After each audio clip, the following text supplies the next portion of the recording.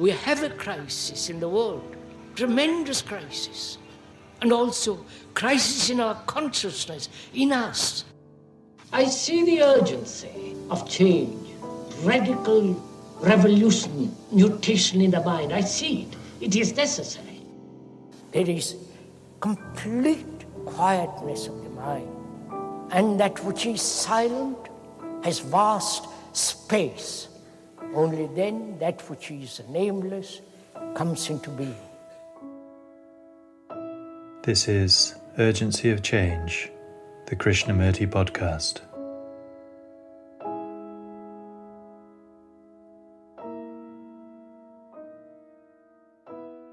Is it possible to live without comparison of any kind, never translating yourself in terms of comparison with another or with an idea? Hello and welcome to episode 104 of Urgency of Change. Season 3 of the Krishnamurti podcast continues with the format of carefully chosen extracts from the archives of the philosopher's talks. Each weekly episode focuses on a theme explored by Krishnamurti, and the aim is to represent his different approaches to these universal topics. This week's theme is comparison. Upcoming themes are greed, suppression, and hate. This is a podcast from Krishnamurti Foundation Trust, based at Brockwood Park. Brockwood is also home to the Krishnamurti Retreat Centre.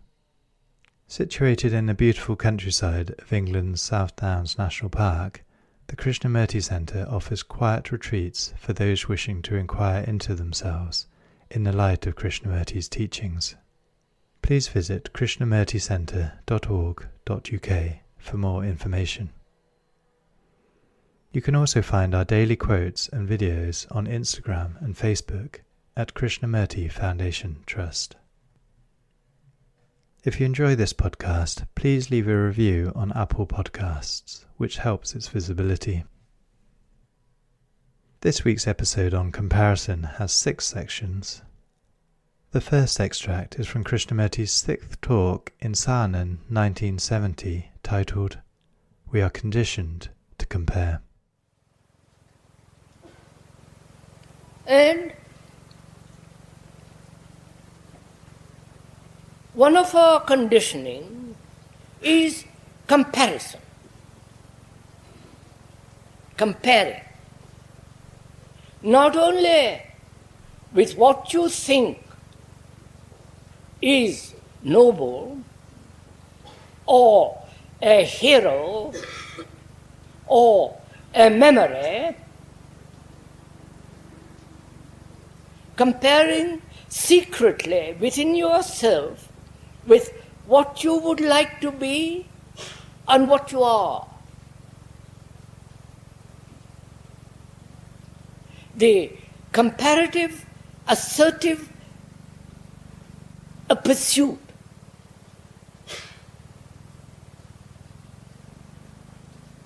is also a conditioning.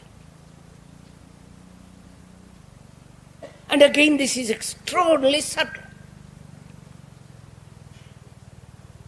I compare myself to somebody who is a little more bright, little more intelligent, little more physically beautiful, regular features and all the rest of it.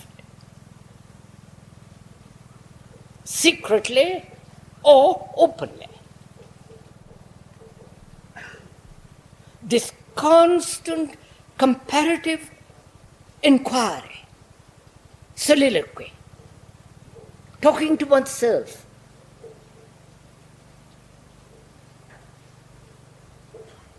Because where there is comparison, please observe this in yourself, where there is comparison, there is not only assertion, a form of aggression, but also the feeling of achievement. And therefore in that there is a frustration. When you can't achieve, there is a sense of frustration.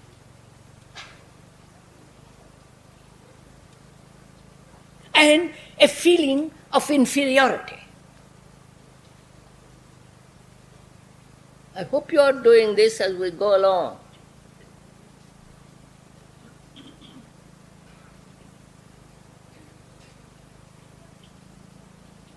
There is not only the aggressive conditioning, but also from childhood.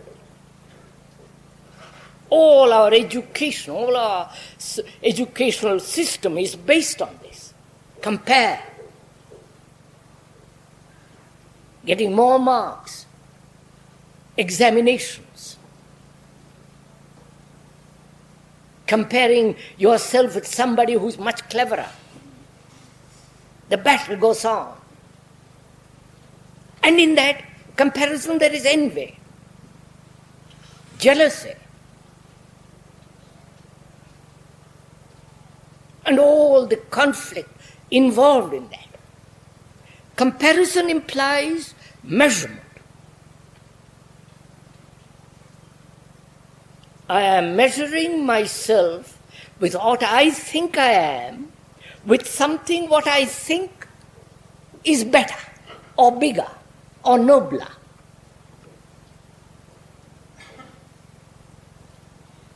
Right? Please, let us work this thing together.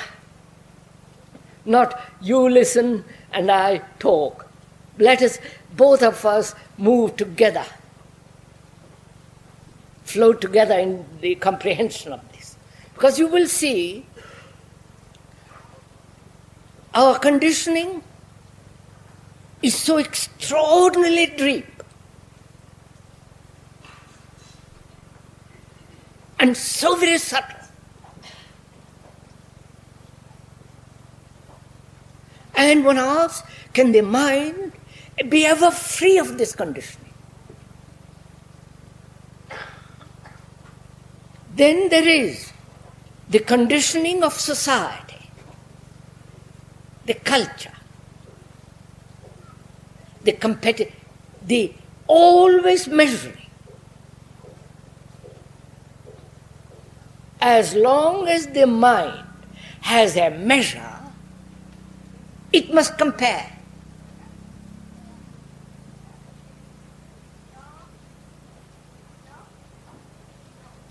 Whether the measurement, the rule, the tape by which you measure is self-created or given to you by the society, the culture that are around you.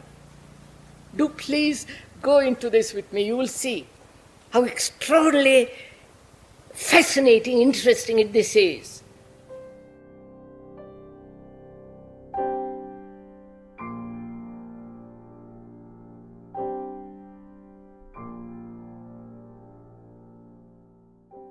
The second extract is from the fourth talk in Bombay, 1983, titled, "We Are Always Comparing." Why is there in our mind and heart this constant measurement? Measurement means comparison. Means to compare myself with you who are beautiful, clear, certain. The whole feeling of your being is totally different from me. And I compare myself with you, wanting to be like you, wanting to be like your guru, like your highest, whatever your example is. Why do we compare at all in life? And we say we compare in order to make progress. In the technological world, you have to compare. There must be measurement. Measurement was invented by the Greeks, ancient Greeks, to measure. And with us, we are always comparing. You are beautiful, I am not. I want to be as beautiful, as powerful as you are. Right? We want to be enlightened as you are. So there is always this competition of comparison between us. We are never free of that movement. But if we are free, then what are we? You understand my question? If you don't compare, as you must compare between two materials, two clothes or two cars, there you must naturally compare. But in human relationship, why do we compare? And is it possible to be free of comparison? The ending of comparison. If you do,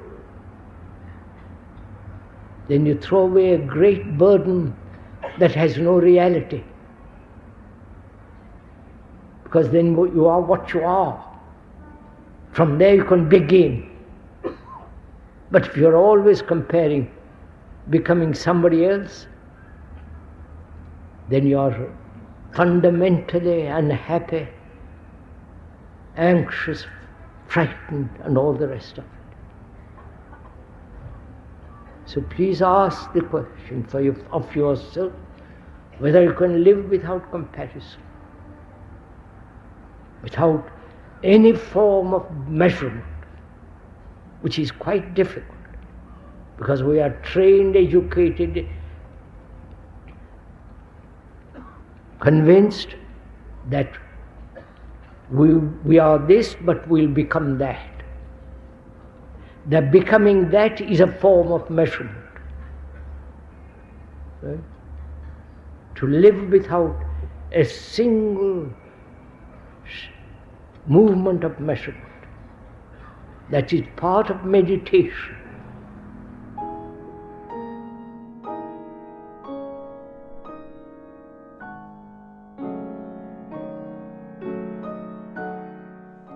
The third extract is from the fourth talk in Bombay, 1967, titled, Can You Live Without Comparison? We're always comparing ourselves with somebody else. If I'm dull, I want to be more clever. If I'm shallow, I want to be deep. If I'm ignorant, I want to be more clever, more knowledgeable. I'm always comparing myself, measuring myself against others. Better car, better food, better clothing, a better way of thinking. So, comparison breeds conflict. And do you understand through comparison? When you compare two pictures, two pieces of music, two sunsets, when you compare that tree to that tree, do you understand either? Or you understand something only when there is no comparison at all. So is it possible to live without comparison of any kind? Never translating yourself in terms of comparison with another, or with an idea, or with some hero, with some example, with some idea. Because when you are comparing, when you are measuring yourself with what should be or what has been, you are not seeing what is. Please listen to this. It's very simple. And therefore, probably be you're being very clever, cunning, you'll miss it. We are asking whether it's possible to live in this world without any comparison at all.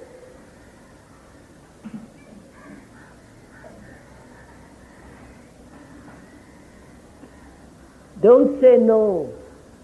You have never done it.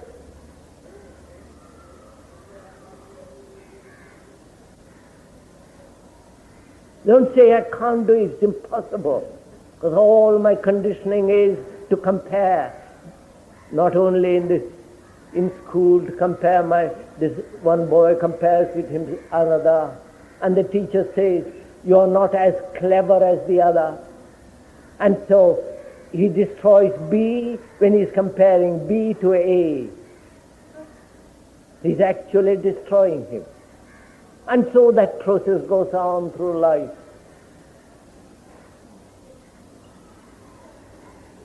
And we think this comparison is essential for progress, for understanding, for intellectual development. I wonder if it is. I don't think it is. Because when you are comparing one picture with the other, you are not looking at either. You can only look at one picture when there is no comparison.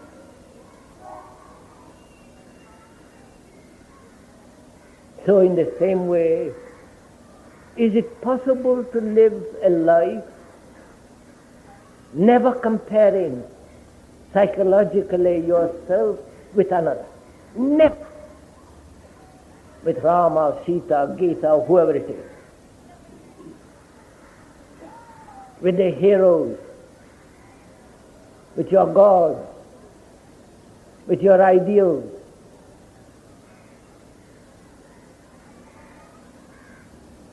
A mind that is a mind that is not comparing at all, at any level, becomes extraordinarily efficient. Extraordinarily alive. Because then it is looking at what is.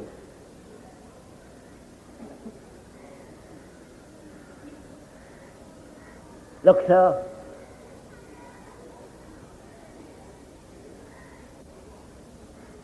I am shallow.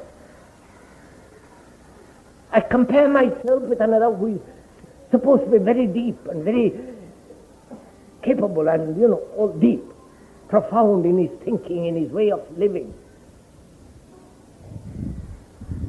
And I, being shallow, narrow, limited, compare myself to that person. And I struggle to be like him. Imitate, copy, quote, follow. Try to destroy myself in order to be him. And the conflict begins, endless conflict. Whereas, if there was no comparison at all, how do I know I am dull? Because you tell me? Because I can't get a job?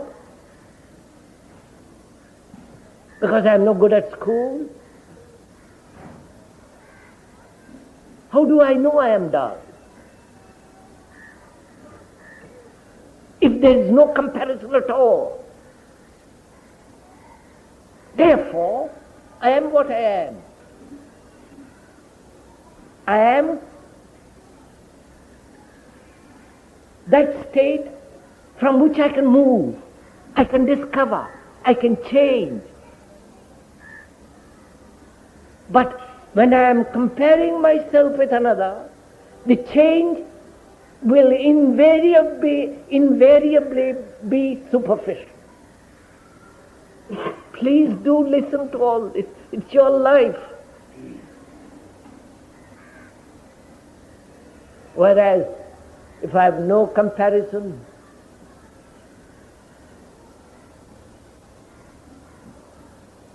what is, is. From there, I move.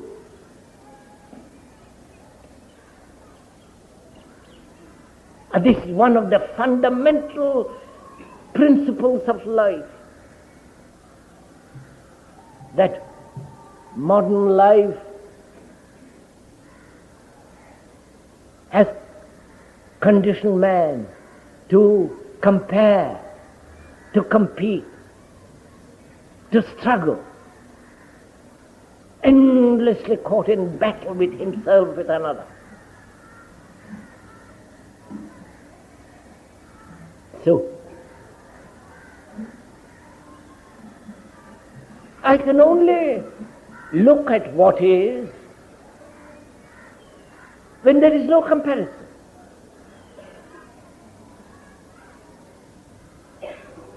So, I understand that. Not verbally, but actually. Comparison is the most childish, immature thing. So, when there is love, do you compare? When you love somebody with your heart, with your mind, with your body, with your entire being, love, not possess, not dominate, not say it's mine.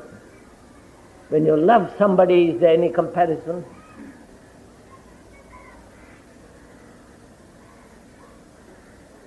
And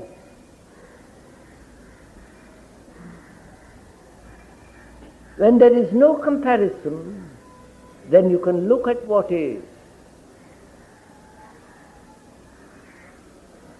If we understand that, then we can go now to find out, to inquire into this whole structure of pleasure. Not only compare what is to future, but also what has been the past. Which demands tremendous attention. You understand? I've had a pleasure yesterday, sensuous, an idea which has brought an extraordinary light, a cloud which I saw with full of light yesterday.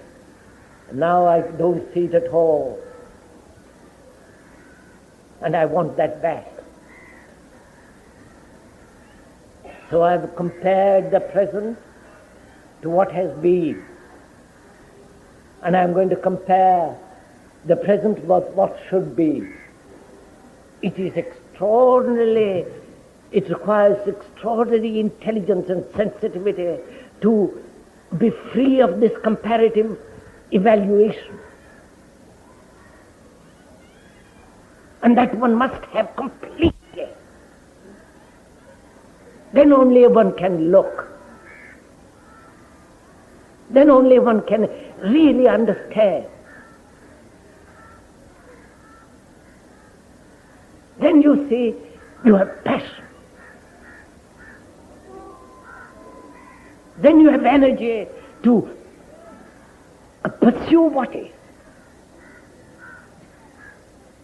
But you lose that energy when you are comparing with what has been and with what should be.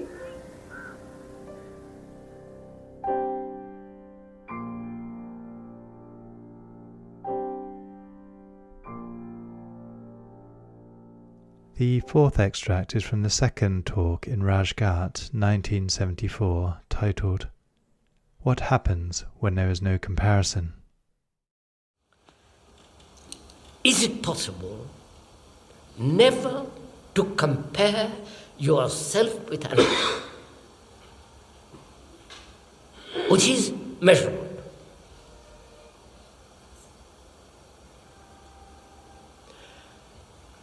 compare not only physiologically, but much more psychologically. We're talking psychological, inward comparison. That the comparison is, you know, I don't know. You are the guru or the savior or the master or somebody high up on the ladder. And I'm just on the lowest ladder. And I must have you as an example. So I want to compare myself to see that I'm progressing. Right? That is comparison. I am greedy, and I compare myself to an idea of non-greed.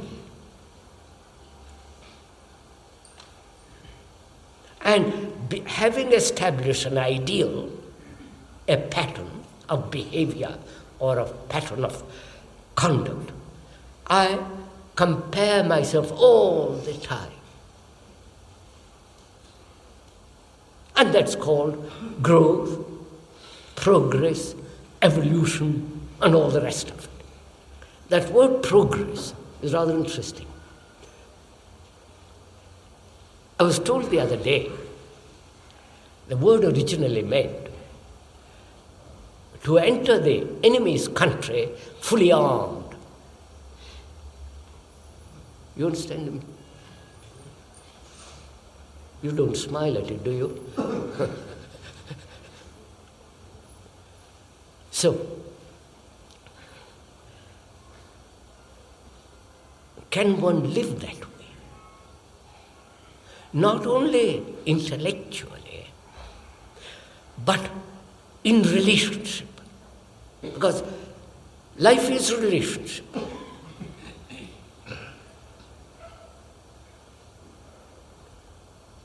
Without relationship, there is no life. You may live in isolation, but you are related. You may withdraw, but you are still related to something, to man. You are part of man, part of humanity.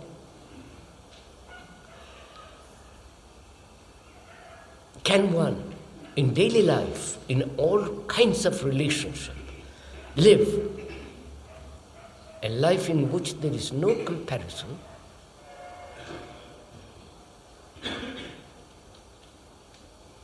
Then the problem arises. What happens when I don't compare? I have compared myself with you, who are very clever, bright, intelligent, nice looking, have a tremendous reputation, blah. And I compare myself with you. And therefore I say to myself, I'm rather dull. I'm rather stupid compared to that chap. This is how we are educated in schools. And what happens when there is no comparison? Do I become a vegetable? Do I stagnate? Or something totally different thing takes place?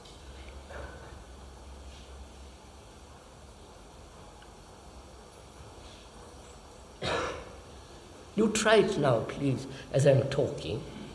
Try this. You are used to compare. That's a part of your tradition. West or East, which is measurement, which is thought.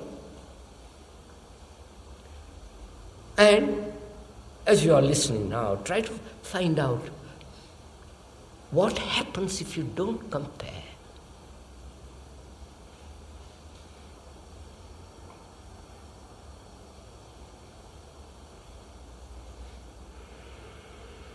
Don't you then realize that you have carried it all along, a tremendous burden. And when you don't compare, you're free of that burden. Therefore, you can look at yourself without comparison. I don't know if you're following all this. It's really, Vishu.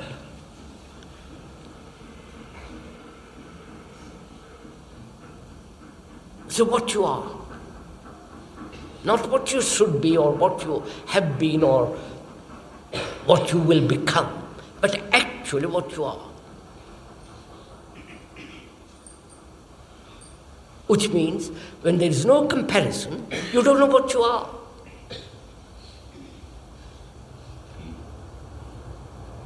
You understand?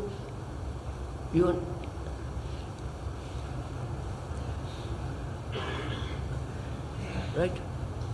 Good. You don't know what you are. Therefore, from there you can start.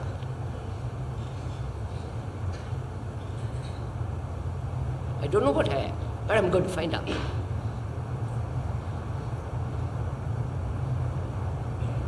And therefore, from that arises this question, whether you can live in daily life, please listen, daily life, without any control, without any comparison. Which doesn't mean that you do what you like. Of course, that you are doing that anyhow. But actually,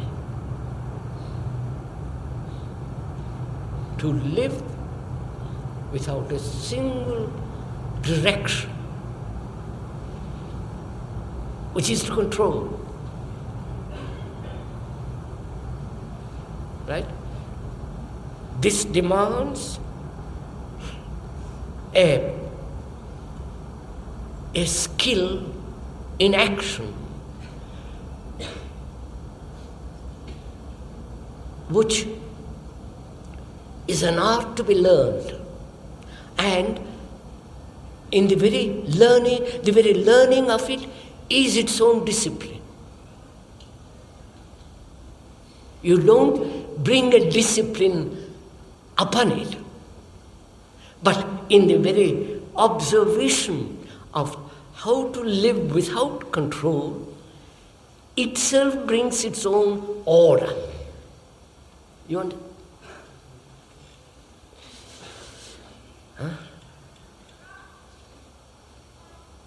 Do it. You will see how extraordinarily simple it is. Putting it into words makes it complicated. But it's really very, very simple. See, I don't know what I am. I know what people have told me what I am. I'm an Atman, I'm a Freudian, or all the rest of the thing. But I see that I live in a life of comparison.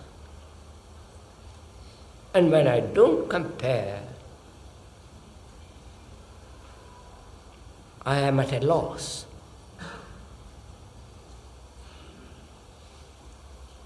For the first time in my life, I am altogether lost. Right? Uncertain, unclear, confused. And I must be lost. Otherwise I can't fight.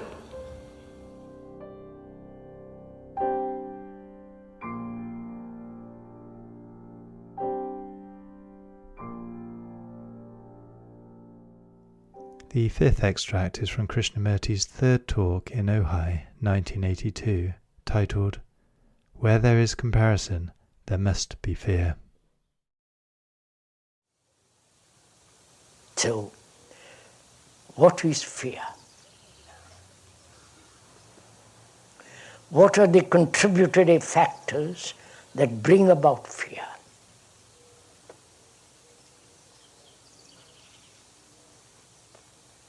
Like many small streams, rivulets that make the tremendous volume of a river, So what are the small streams that bring about fear, that have such tremendous vitality of fear?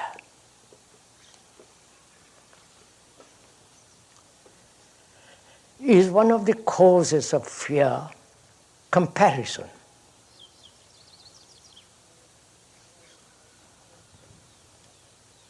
Comparing oneself with somebody else, psychologically. Obviously it is. So, can one live a life without comparing yourself with nobody? You understand what I mean? When you compare yourself with another, ideologically, psychologically, or even physically, there is the striving to become that, and there is the fear that you may not. There is the desire to fulfill, and you may not be able to fulfill. You understand? Where there is comparison, there must be fear.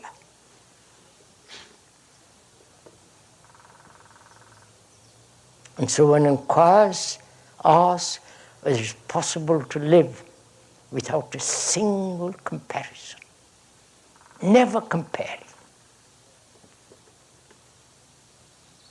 Whether you are beautiful or ugly, fair or not fair, physically, psychologically, approximating yourself to some ideal, to some pattern of values.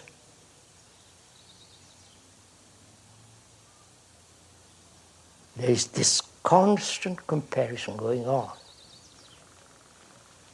We are asking, is that one of the causes of fear? Obviously.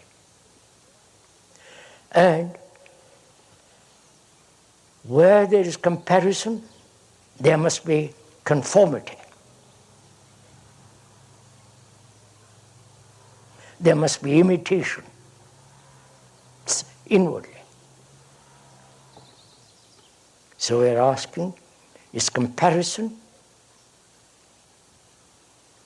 conformity, imitation, are they contributory causes of fear? And when can one live without comparing, imitating, conforming? Psychologically, obviously one can. If those are the contributory factors of fear, and you are concerned with the ending of fear, then inwardly there is no comparison, which means there is no becoming. Right? Comparison entails, the very meaning of the comparison is to become that which you think is better or higher, nobler, and so on.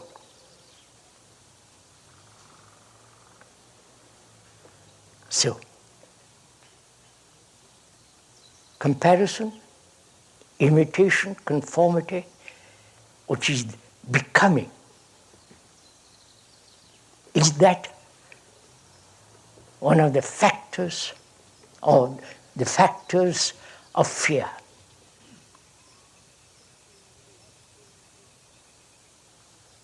We are not saying it is, but you have to discover it for yourself. Then, if those are the factors, then if the mind is seeing those factors as bringing about fear, the very perception of those ends the contributory causes. Where there is a cause, there is an end. I hope you understand this. If there is physically a cause which gives you a tummy ache, that there is an ending of that tummy ache by discovering what's the cause of the pain. Similarly, where there is a cause, there is an ending of that cause. And is time a factor of fear?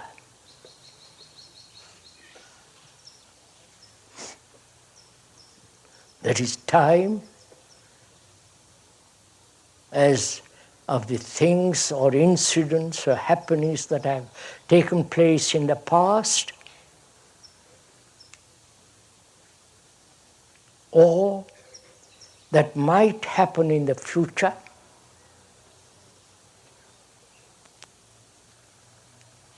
and the present. Time is a movement from here, physically from here to that place. From one point to another point, a movement from one point to another point requires time. To learn a language requires time. To learn any form of technique requires time. But when we think about the future, what might happen?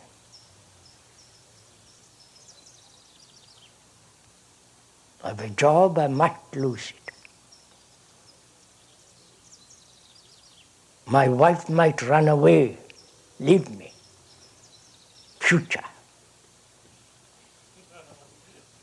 So is time, we are talking of not physical time, sunrise, sunset, movement of the watch, clock, chronological time, but we're talking about psychological time. I am, I shall be, and I might not be.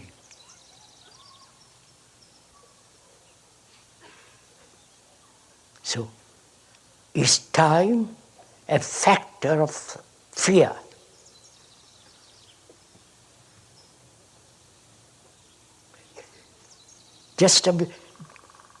If it is not how to stop time, you can't stop time. But to observe it first, we'll go into it. But first, observe the fact that one of the factors of fear is time. That's why I'm afraid of death.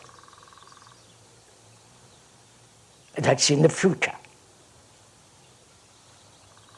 So, is time a factor of fear? Obviously, it is. Then, is thought a factor of fear?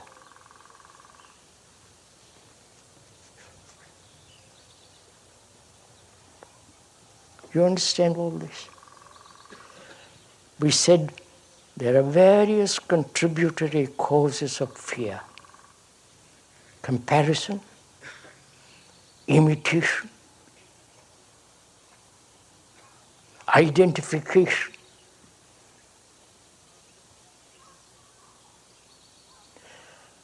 And this act of becoming to something else. I am this, I must be that. And I may not be that, ever.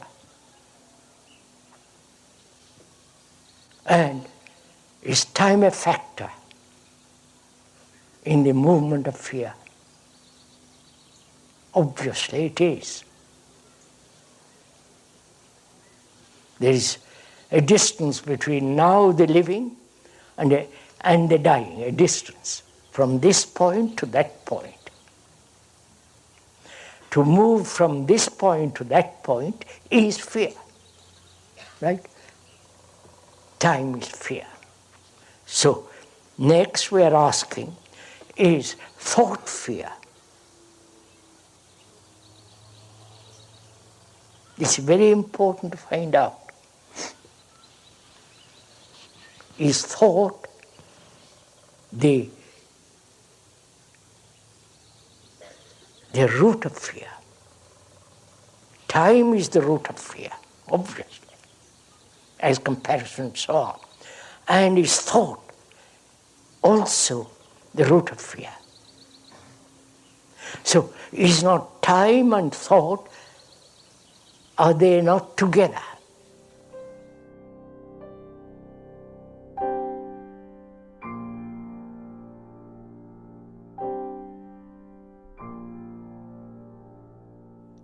The final extract in this episode is from the first question and answer meeting in Saanen, 1985, titled, Why do Gurus Compare Themselves to Krishnamurti? Various teachers, gurus, say that essentially they are giving the same teaching as you. How do you respond to the question, to that statement, right? I wonder why they compare themselves with the speaker.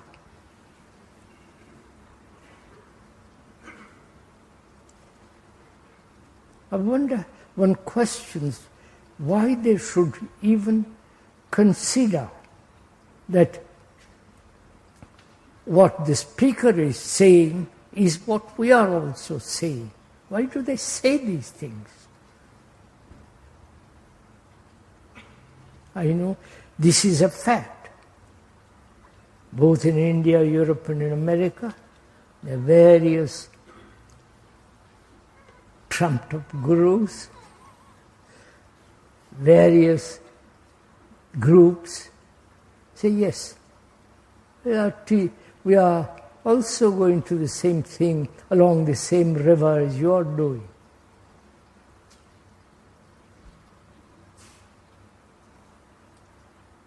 This has been stated to me, to the speaker personally, and we have discussed this matter with these gurus, with these local or foreign, what do you call them, leaders. We've gone to this question. First of all, why do they compare what they are saying with K? Why do they maintain that? You understand? What is the intention behind it? Is it to ride the same bandwagon? You understand? Is it because they think they may not be quite,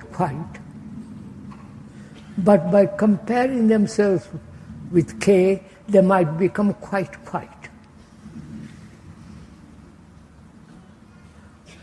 So, in talking over with them, with some of them, we went into it. First of all, I doubt what they are saying, and I doubt the speaker's own experiences and feel. There's a doubt, disbelief, not saying yes, quite right. We are doing the same. We are in the same boat.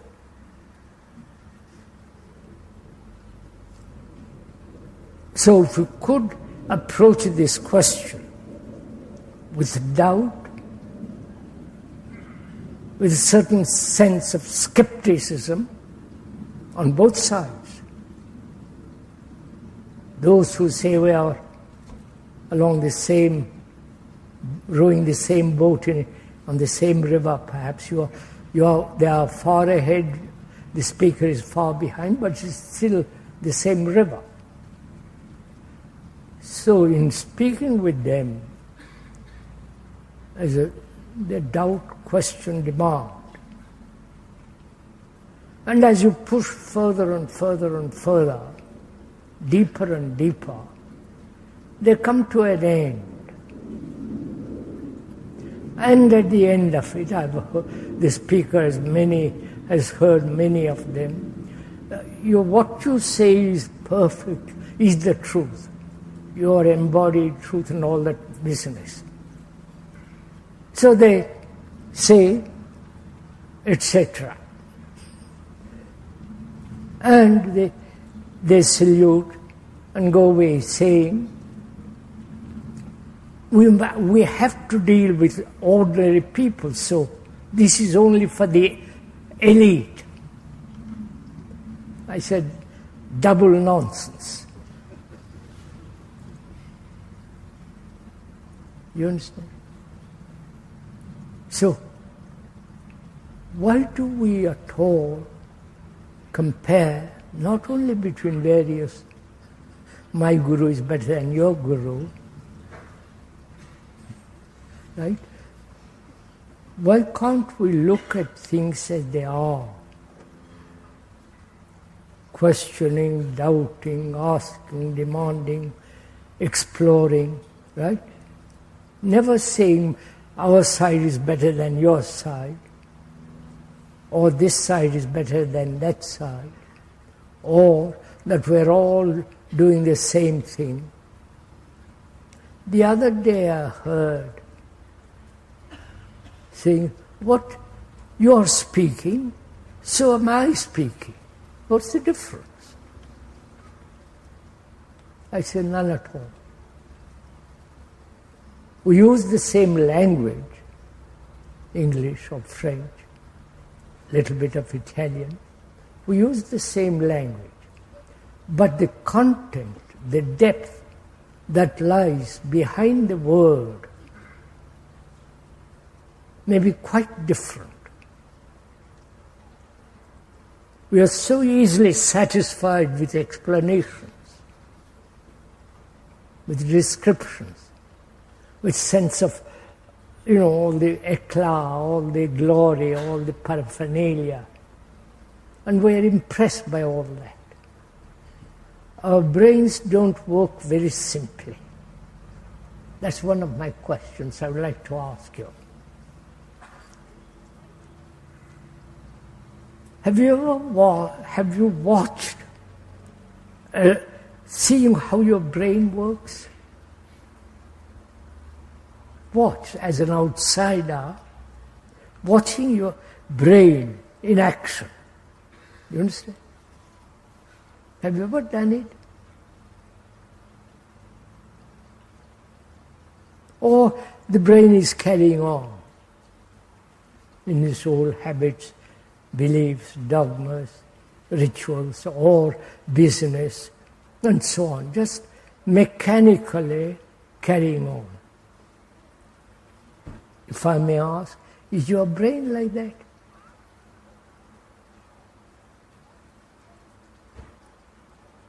Silence. Have you ever watched one thought chasing another thought? Series of associations, series of memories, holding on to your own experience. The other day, in America, a person whom we have known for some time said that that person lived according to his experience. His experience has told him. Right? His experience was real, actual, very deep. And that experience is all important to him. And we said, why don't you doubt your experience? I mean, actually, it may be actual, it may be imaginary, it may be romantic, all the sentimentality and all the rest of it. Why don't you doubt that very thing that you say, my experience tells me, inwardly. And one has not seen that person again. You understand?